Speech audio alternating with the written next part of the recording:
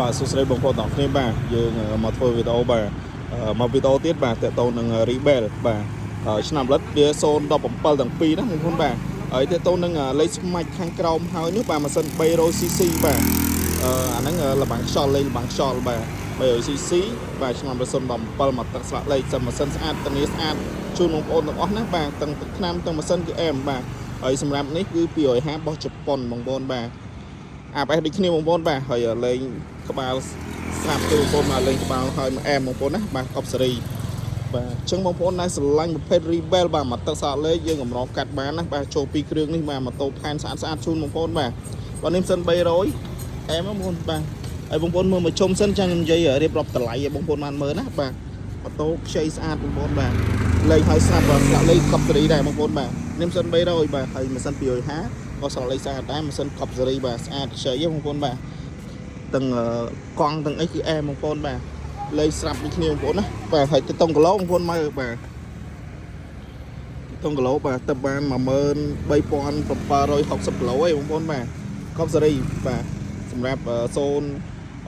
ទម៉ាស៊ីន250របស់ជប៉ុនបាទអញ្ចឹងបងប្អូនដែលស្រឡាញ់បងប្អូនអាចចេញមកមើលបានបាទហើយទៅតងតម្លៃបាទសម្រាប់ Rebel ម៉ាស៊ីន250របស់ជប៉ុននេះបាទអានេះយើងលក់តម្លៃ3650បងប្អូនណាបាទ3650បងប្អូនបាទហើយយើងមានថែមមួកសុវត្ថិភាពតែកាហ្វេឲ្យបងប្អូនទៀតបាទមានស្រោបណៃព្រេមសិនមួយឈុតបាទអញ្ចឹងសម្រាប់ Rebel បាទឆ្នាំ017ដូចគ្នាលេងកប់សេរីដូចគ្នាបាទអានេះ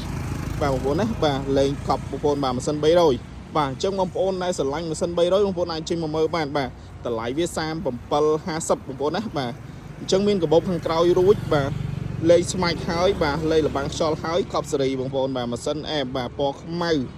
បាទអញ្ចឹងបងប្អូនណាស្រឡាញ់បងប្អូនអាចចេញមកមើលបានយើងមានថែមដូចគ្នាបងប្អូនណាបាទអញ្ចឹងការស្រឡាញ់បងប្អូនបត់ចិត្តបងប្អូនដែលចង់បានបងប្អូនអាចចេញមកមើលបានបាទធានាតម្លៃជូនណាបងប្អូនបាទម៉ូតូស្អាតជូនបាទសម្រាប់ Rebel ទាំងពីរនេះបាទអញ្ចឹងបងប្អូនចង់មកម្លោះចង់ទិញលុយសុទ្ធបងប្អូនអាចចេញមកមើលបានបាទសម្រាប់